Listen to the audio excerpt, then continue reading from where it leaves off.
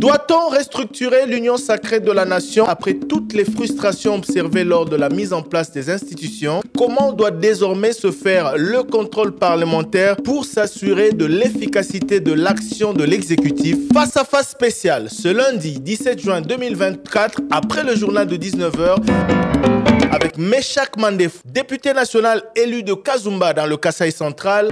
Rediffusion le mardi 18 juin après le journal de minuit et après le journal de 7h. Meshak Mandefou, bonjour. Bonjour, monsieur Thierry. Vous êtes député national, élu du territoire de Kazumba. Nous sommes dans la province du Kasaï central. Vous êtes secrétaire permanent adjoint de l'Union sacrée de la nation, président du groupe parlementaire AACPG et allié à l'Assemblée nationale et président ad intérim du parti politique Congrès national congolais, parti de Pius Mwabilou Mbayumukala. Alors, on va commencer par l'investiture du gouvernement qui est intervenue le mardi dernier. Avant cela, beaucoup de choses ont été dites, notamment autour de la position des députés. Certains regroupements politiques membres de l'Union sacrée n'en voulaient pas ou ont posé des conditions. Qu'est-ce qui s'est réellement passé ?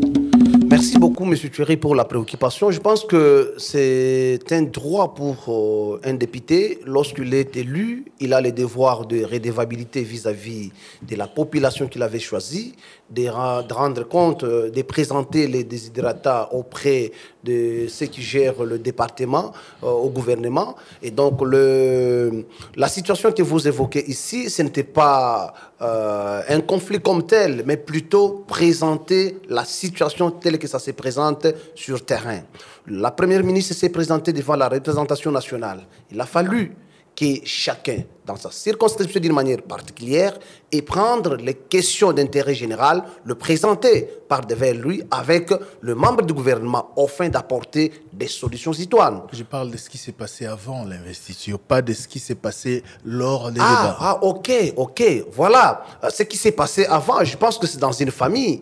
Lorsque le président de la République a pris son ordonnance nommant les membres du gouvernement, certains n'étaient pas contents.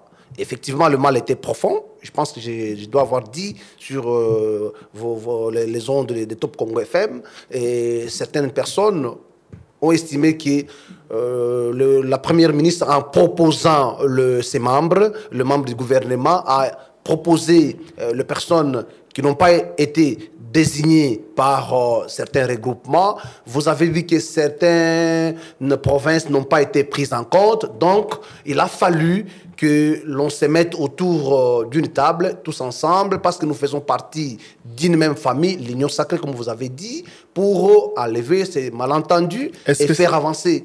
Oui, faire avancer les choses. Est-ce que c'était le cas pour votre parti ou le regroupement politique dont vous êtes le président du groupe parlementaire à l'Assemblée nationale? Oui, je pense que oui, même notre parti également, parce que je ne peux pas dire que nous n'avons pas été aussi touchés. Nous avons proposé, on a vu que parmi les personnes que nous avions proposées... Personne n'a été retenu. Oui, au poste ministériel, mais au poste de vice, on a seulement renversé la tendance, mais c'est déjà passé. On a pris acte. C'est-à-dire qu'on a pris des membres de votre parti, mais pas ceux qui se sont retrouvés sur la liste que vous avez proposée. En quelque sorte, parce qu'en proposant, il y a les noms que nous avions proposés, mais en choisissant, nous avons vu certains membres de nôtres qui se sont retrouvés sur la liste de la mouture gouvernementale présentée par la Première ministre auprès du président de la République. Après tout, nous nous sommes dit la République d'abord. Mais qu'est-ce qui s'était passé? La réponse de la Première ministre qui vous a réuni la veille de l'investiture du gouvernement, c'était quoi? Non, à cette question, parce que vous n'êtes pas le seul parti ni le seul regroupement politique à évoquer cette situation. Non, mais quand elle nous a réunis, je pense que cette question n'a pas été évoquée, mais au contraire, le secrétaire général de l'UDPS, qui est aussi membre du Présidium, a réuni le Augustin responsable... Kabouya, Oui, a réuni le membre de différents regroupements. Il a présenté la question et ceux qui étaient mécontents sur le plan géopolitique, ils ont aussi présenté leur mécontentement. Et au-delà de ça, vous avez vu le président de l'Assemblée nationale, l'honorable Vital Kamerhe, a aussi, dans le cadre institutionnel, appelé les groupes des députés, groupes parlementaires des députés, pour expliquer la situation et mettre en exergue les intérêts de la nation et avancer. Et voilà, c'est ce qui a été retenu. Et aujourd'hui, vous avez vu que le gouvernement a été investi. Que vous a dit la Première ministre?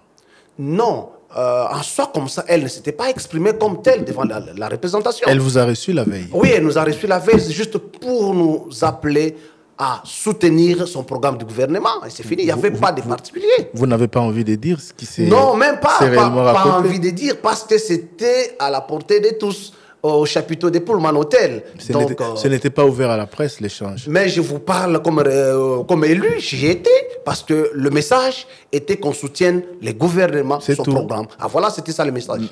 Elle n'a pas évoqué les préoccupations soulevées, des personnes dont les noms ont été envoyés qui n'ont pas été retenus, etc. Non, mais la géopolitique, non. Cela n'a pas été évoqué dans vos échanges. Étant donné que ces préoccupations ont été abordées par la famille politique L'Union Sacrée, à la réunion convoquée par l'honorable Augustin Kabouya, qui est membre du Présidium, et les consultations initiées par l'honorable Vital Kamere, président de l'Assemblée nationale, pour moi, j'estime que l'attitude adoptée par la Première ministre était normale, parce que revenir sur ça était devenu superfétatoire. Mais vous-même, est-ce que vous n'avez pas évoqué ces questions?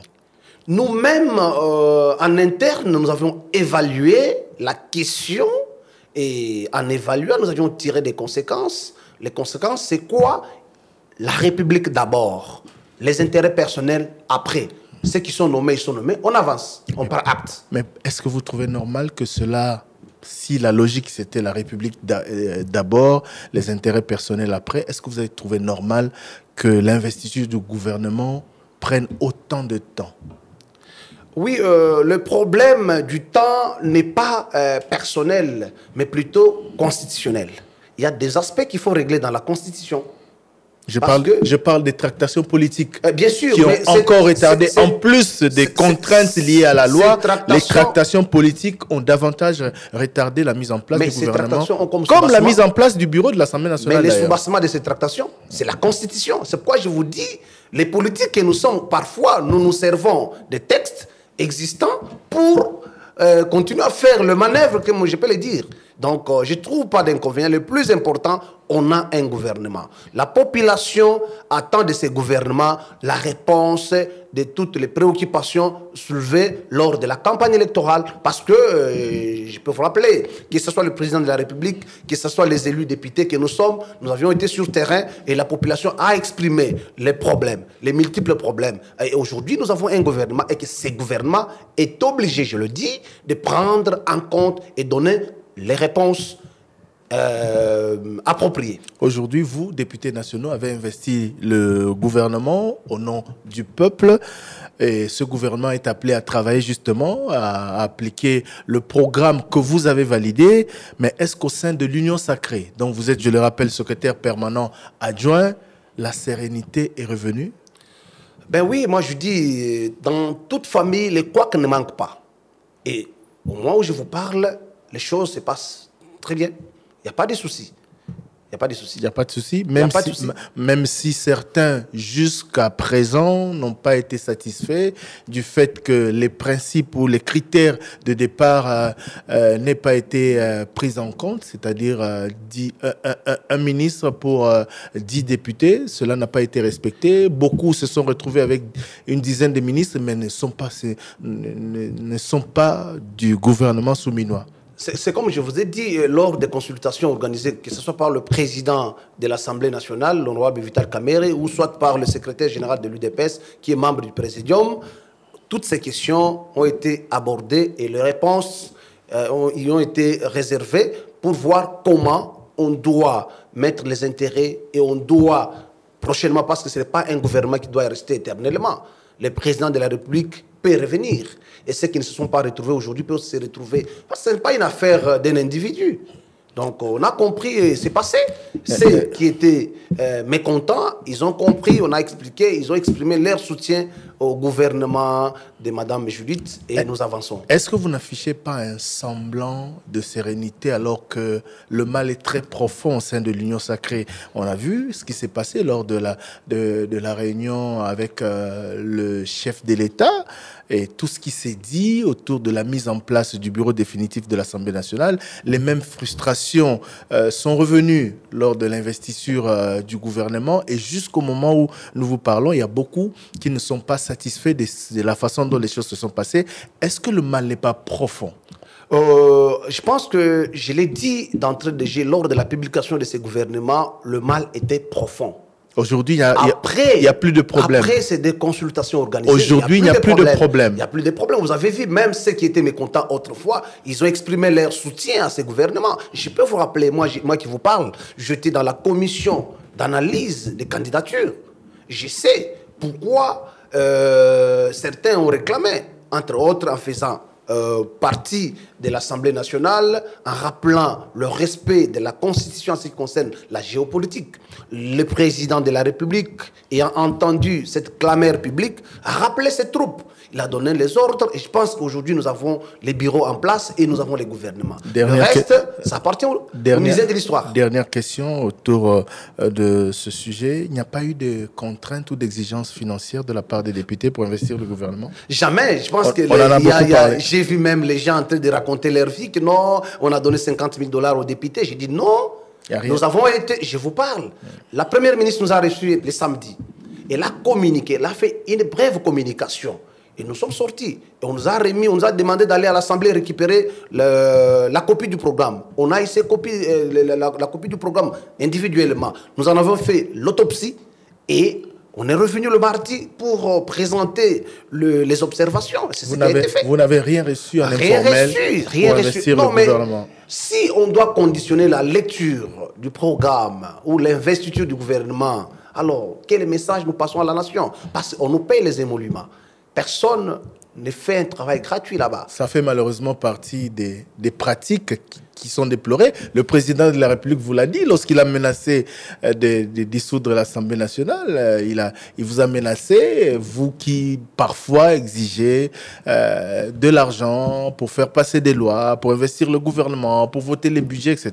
Je ne pense pas. Quand vous remarquez dans l'Assemblée, vous allez voir qu'il y a une jeune génération qui est là, qu'il faudrait donner aussi un crédit et donner le temps de s'exprimer. Parce qu'aujourd'hui, tu ne me diras pas aujourd'hui s'il faut voter, je dois exiger. Mais au contraire, je dois mettre mon intelligence. Si je trouve que ces points de vue, ou soit cette loi ne converge pas avec la réalité sur le terrain, quel que soit le vote, je suis obligé de mettre mon opinion dissidente. Ça c'est dans la théorie, mais dans la pratique, non, mais malheureusement, on ne va pas généraliser, mais dans la pratique, la date d'aujourd'hui. À toute règle, il y a des exceptions. Alors, le gouvernement est investi, place au travail et de l'exécutif d'une part et du législatif ou du contrôleur que vous êtes. Le président de l'Assemblée nationale, Vital Kamerhe Kaningini Kingi, a mis un accent particulier sur ce que doit être le contrôle parlementaire lors de cette législature. Il a même rappelé dernièrement comment vous, députés nationaux, allez vous y prendre. Oui, parce que, excusez-moi de compléter ma question, parce que ça fait partie des déceptions des législatures passées. Trop de complaisance sur le contrôle de l'exécutif, des ministres interpellés qui ne répondent même pas, des dossiers d'interpellation qui sont bloqués par les bureaux, etc. Cela fait partie de ce qu'on a reproché aux législatures passées. Qu'est-ce que vous allez faire pour améliorer cet aspect des choses? Merci beaucoup. Il faut apporter une touche nouvelle. Je pense que le président Kamerhe, en prenant la parole du haut de la tribune, il a rappelé que cette fois-ci, les ministres vont commencer leur défilé devant nous chaque mercredi, chaque vendredi. Parce que le rôle d'un député, c'est quoi? C'est contrôler effectivement l'exécutif. Nous avons les entreprises. Mais si on ne sait pas contrôler, comment on doit rendre compte à la population? Parce qu'un député a un devoir de redevabilité. Et c'est effectivement ce que vous avez dit. La mauvaise pratique, lorsqu'on interpelle un ministre, parfois il crée des astuces pour se dire non, j'ai un voyage, je suis malade, ou parfois il y a même les billets verts qui circulent. C'est fini. Nous nous disons aujourd'hui, au cas où il y a une telle pratique, nous allons dénoncer. Ah, voilà. Là, ce n'est pas une question de la majorité ou de l'union sacrée. Lorsqu'il y a un comportement pareil, je me ferai le devoir de dénoncer et c'est fini. Ça passe. Hein. Et l'opinion retiendra les comportements lors du prochain choix, qu'on ne puisse pas revenir sur un tel monsieur ou une telle personne. Le peuple attend, car il y a beaucoup de promesses, en effet, tant de l'exécutif que du législatif que vous êtes. Le peuple vous attend justement sur ce terrain. Effectivement, parce qu'aujourd'hui, les systèmes, les cadres légaux congolais posent beaucoup de problèmes, plusieurs imperfections. Il faudrait que les législateurs ouvrent un œil quant à ceux. Personnellement, parce que je sais que je viens d'arriver à l'Assemblée comme député, je me suis fait le devoir d'abord d'analyser, depuis 2006 jusqu'à aujourd'hui, quelles sont les lois qui ont été prises, les niveaux d'exécution. Parce qu'il faut travailler. On n'est pas là pour croiser. Je ne ferai jamais de mon rôle un bureau portatif. Non. Je dois avoir un cadre du travail. Je dois réfléchir, voir comment il faut apporter une touche nouvelle. Mais Chak Mandefou, vous êtes également scientifique, vous êtes doctorant. Bien sûr. Vous avez lu le programme du gouvernement. Le trouvez-vous réaliste? Comme je l'ai dit du haut de la tribune, quand je fais l'autopsie de ces programmes, j'ai trouvé que les programmes étaient bons sur le plan de la forme, sur le plan du fond, il y avait des imperfections. Lesquelles? Par exemple, j'ai révélé, la première ministre, en présentant son programme au 3e pilier, elle parle de la connectivité des routes, par exemple. Vous voyez aujourd'hui la chanson, tous les députés qui ont défilé à la tribune, vous avez vu, la chanson route revenait toujours. Pourquoi? Et aujourd'hui, s'il faut proposer, c'est le même ministre qui a été proposé. J'ai rappelé quand je fais la parole. J'ai rappelé qu'aujourd'hui, vous avez proposé, M. Guissaro. Chez moi, à Kazumba, toutes les routes sont à lambeaux. Je l'ai dit devant de la tribune. Le Kasaï central attend du gouvernement ici la solution quantassée. Est-ce que c'est du fait du ministre qui est en place? Que les routes ne sont pas réhabilitées ou construites? Qui gère le département? On va en venir quand on va parler. La question de la province. Mais c'est partout, il faut relier. Aujourd'hui, vous dites la RN2 qui quitte Bukavu. Vous venez Maniema. Et la RN2 là, ça sort jusqu'à Mbujimaï. Mais si on ne sait pas, parfois il y a une partie qui est prise en compte par la Banque mondiale. Mais il n'y a pas de suivi. Qui font les suivis? Ce sont les membres du gouvernement. Parce que ce sont eux qui gèrent le département. Monsieur Thierry, ce n'est pas de la magie, c'est une question de la volonté. Donc pour vous, au plan de la forme, ça va, mais sur le fond, ce n'est pas réaliste. Sur le fond, j'ai parlé des observations qu'il faut apporter. Je n'ai pas rejeté le programme entier. J'ai dit, il y a des failles, il y a des coquilles qu'il faut apporter. Oui, mais concernant les routes, vous ne serez satisfait que si on en construit chez vous à Kazumba? Non seulement chez moi à Kazumba, j'ai dit partout. J'ai donné l'exemple ici de Bukavu. Mais en quoi il n'est pas réaliste ou quels sont les problèmes de fond? Les problèmes, je vous ai dit ici. Lorsqu'on nous présente, voilà comment nous allons relier les routes. Quand vous regardez le pilier 3, il y a d'autres coins qui n'ont pas été faits, qui n'ont pas été pris en compte. Je vous ai rappelé, quand j'étais du haut de la tribune, la RN 39 n'a pas été prise en compte. Il y a beaucoup. Tous les députés qui ont défilé, ils ont révélé, ça ce n'est pas ici où je vais commencer à citer, parce que la liste est exhaustive. En dehors des routes?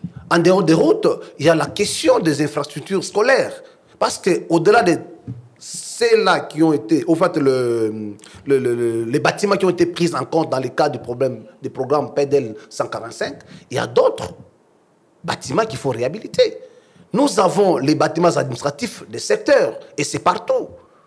Vous trouvez dans des chefs-lieux, tout est à lambeau. Il faut une bonne politique dans le cadre des ETD.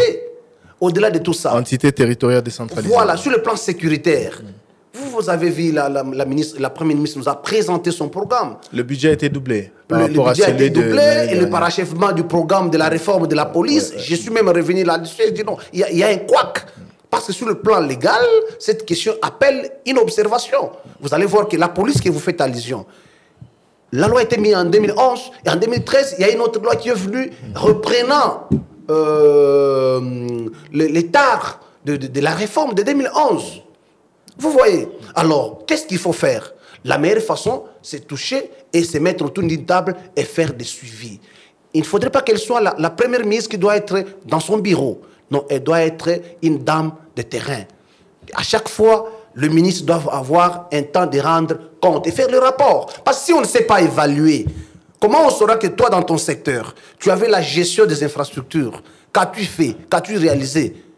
Pour éviter, parce que faute de quoi, je vous dis, comme l'a dit le président Kamere, nous allons interpeller tous ces ministres-là. Personne ne sera indispensable. Nous allons les rappeler là-bas, dire et monter à la nation que regardez les gens qui vous avez choisis, les gens qui vous avez désignés. En tout cas, comme diraient beaucoup de Congolais, on attend voir. Ah oui, je sais que les Congolais sont des Saint-Thomas. Voilà, c'est du fait des politiciens justement et de leurs promesses non tenues.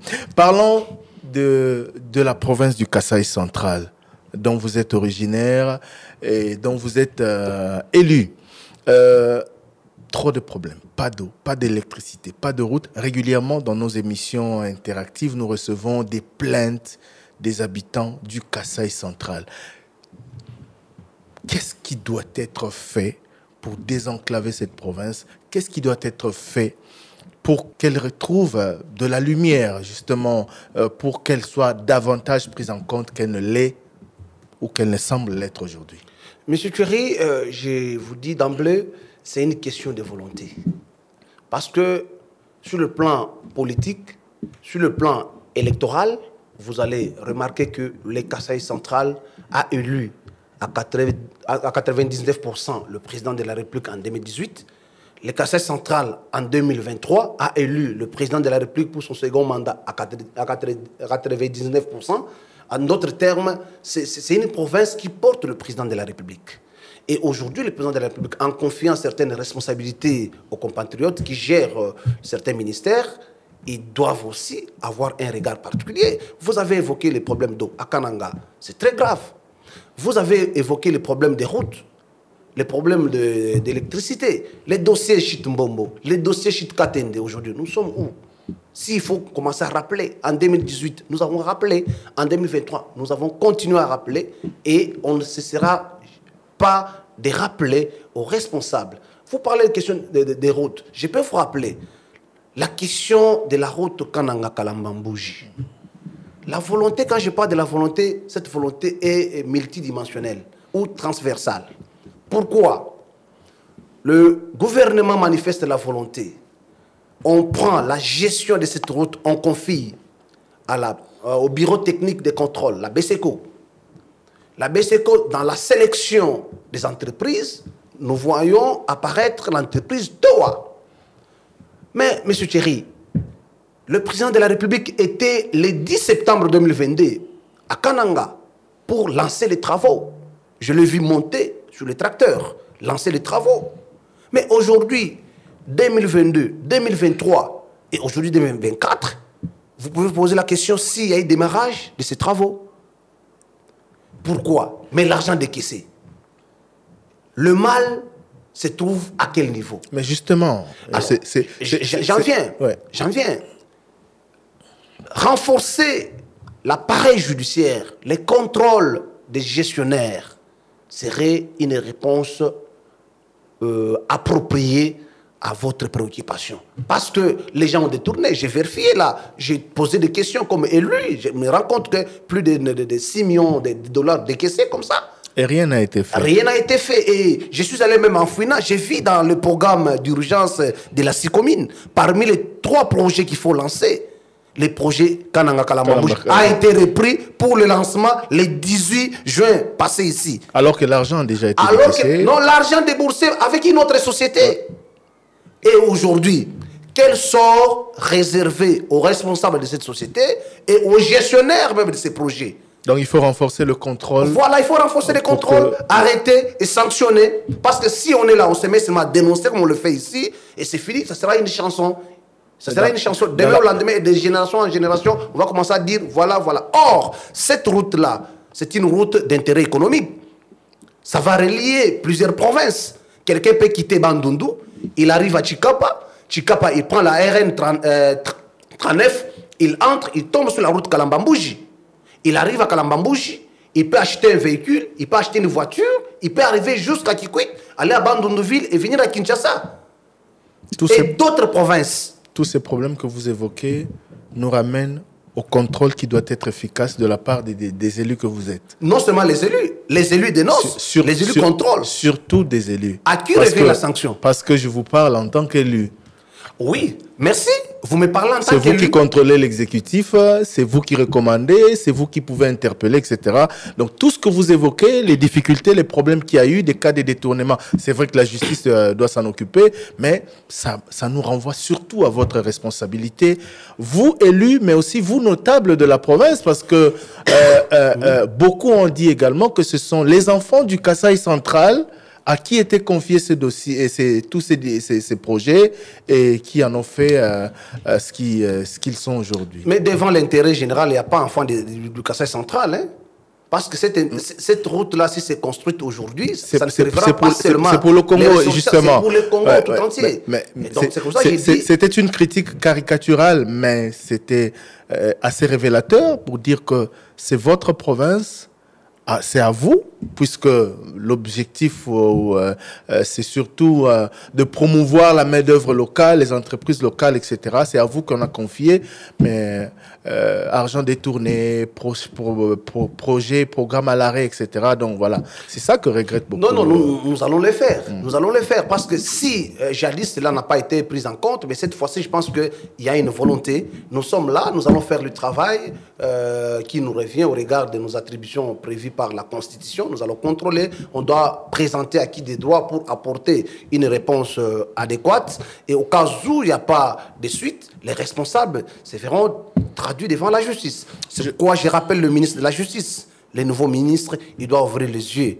Parce que les détournements, non seulement au niveau du ministère, mais il y a les gestionnaires des différents départements, ou que nous avons appelés entreprises. Je rappelle à nos auditeurs que notre invité, c'est Meshak Mandefou, député national élu de Kazumba dans le Kasaï central. Il est également président intérimaire du Congrès national congolais, qui s'en est tiré avec combien d'élus au terme des élections de 2023? Merci beaucoup, M. Thierry. Merci pour la question. Donc, j'ai pris les partis depuis 2018.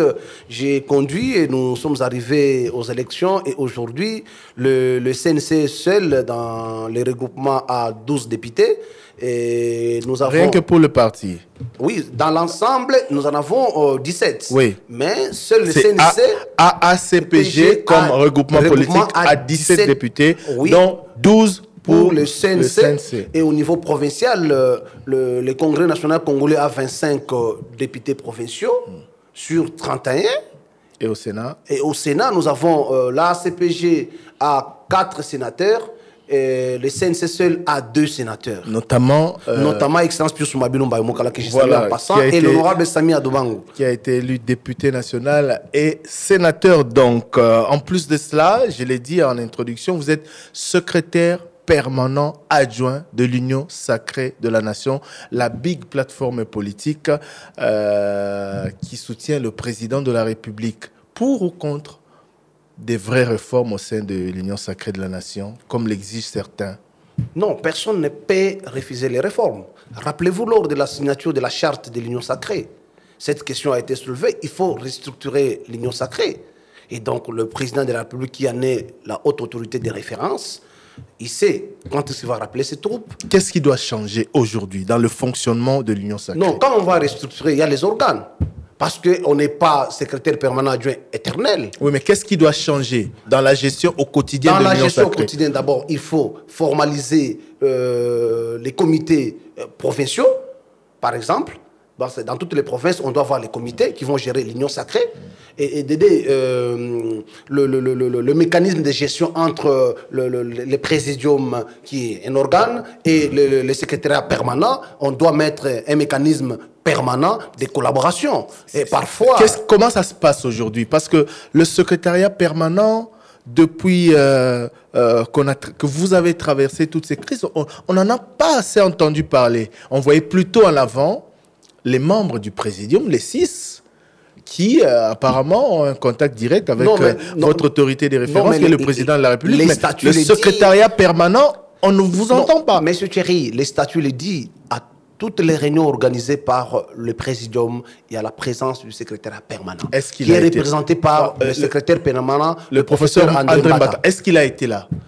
On l'a que très rarement vu. Mais non. S'il n'est pas là, il est représenté parfois. Vous avez vu quand le président de la République nous a rappelé comme élu à la cité de l'OIA, qui a animé la soirée. C'est le professeur Mbata. Oui, mais je ne parle pas de cette rencontre. On a vu le présidium se réunir pour discuter du ticket de l'Union sacrée à l'Assemblée nationale. Le professeur Mbata n'était pas là? Non, ce n'est pas une identité appropriée ou inhérente au professeur Mbata. Le secrétaire permanent n'était pas là? Oui, peut-être si tu ne l'avais pas vu, moi j'étais là. À chaque réunion du présidium? Non, à chaque réunion, à l'absence du secrétaire permanent qui est le professeur André Mbata, il désigne. Est-ce que vous êtes présent à chaque réunion du présidium comme l'exigent vos statuts? Oui, on est présent dans certaines des réunions. Certaines? Voilà, certaines des réunions. Non, alors que vous devez être présent à toutes les réunions. En principe. Est-ce qu'on doit changer les membres du présidium? Le système est rotatif. Parce que vous voyez que le présidium a été géré par les personnes bien identifiées et chacun d'eux a été sélectionné du fait, soit on est responsable d'une institution. Vous avez vu le premier Sama, le président Bahati, le président Bosso. Et qui ne sont plus chefs des institutions. Voilà, qui ne sont plus chefs des institutions. Et par conséquent, le président qui est haute autorité de référence, il est tenté de faire ce travail. Il sait comment... Vous proposez quoi? Des primaires, comme c'était le cas pour désigner le candidat président? Cela revient du pouvoir discrétionnaire de la plus haute autorité de référence. Vous êtes intellectuel. Le président ne vous empêche pas de réfléchir. Non, mais vous proposez quoi? Si vous étiez demandé au niveau du regroupement politique ou du parti CNC, vous proposeriez quoi? Non, si c'était une question... Quel mode de désignation? Le mode de désignation est prévu par la charte. C'est la désignation par la plus haute autorité de référence qui est le président de la République.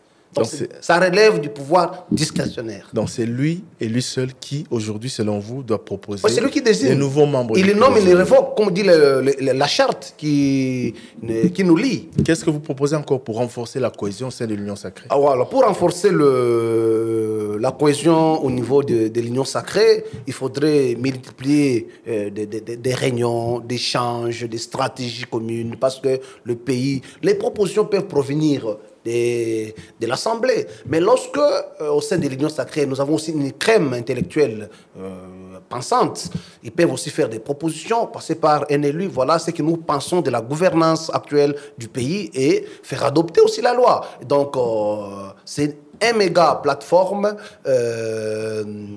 qu'il faut garder, qu'il ne faudrait pas négliger, mais plutôt soutenir, parce que c'est dans une cohésion que nous nous retrouvons.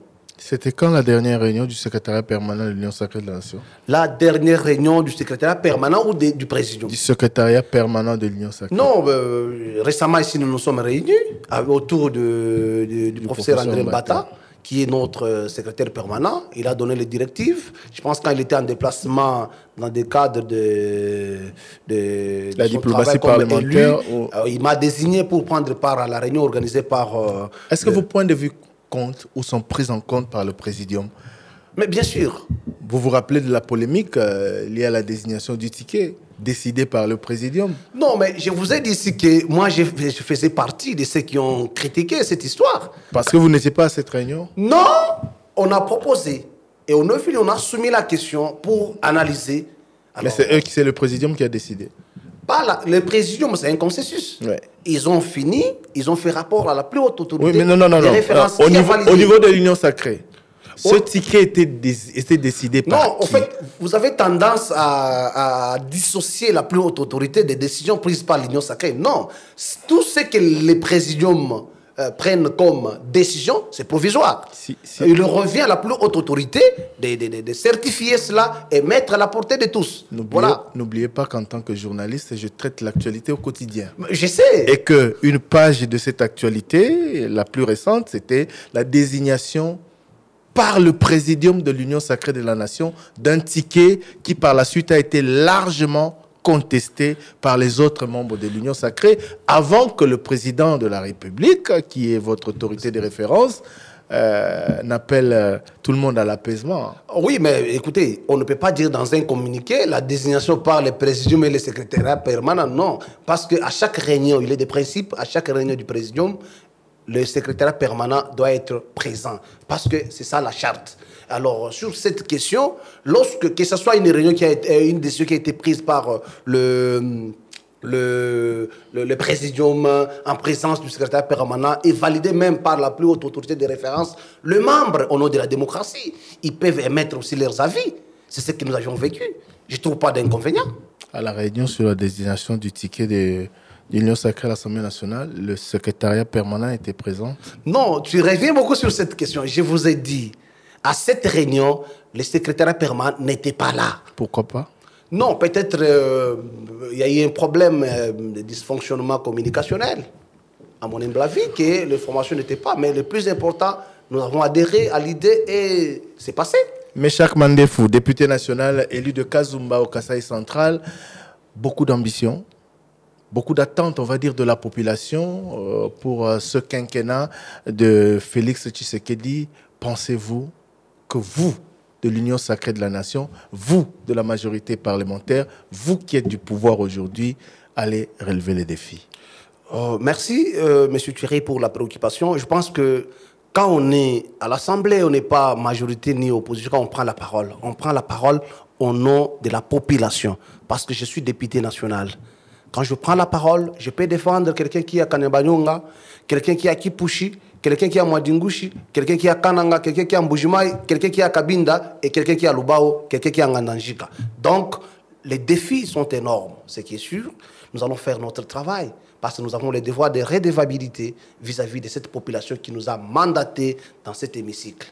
Donc, aujourd'hui, tous ceux qui gèrent les différents départements, au cas où ils ne reviendraient pas sur les observations ou soit sur ce qu'ils ont proposé dans les programmes du gouvernement, nous serons obligés d'appliquer la Constitution, le règlement intérieur de l'Assemblée, les interpeller. Pensez-vous que votre famille politique va relever le défi tant attendu de redresser le pays et d'apporter des solutions aux problèmes des Congolais? Je pense oui, parce qu'avec la caricature actuelle de l'Assemblée, il y a lié de garder l'espoir.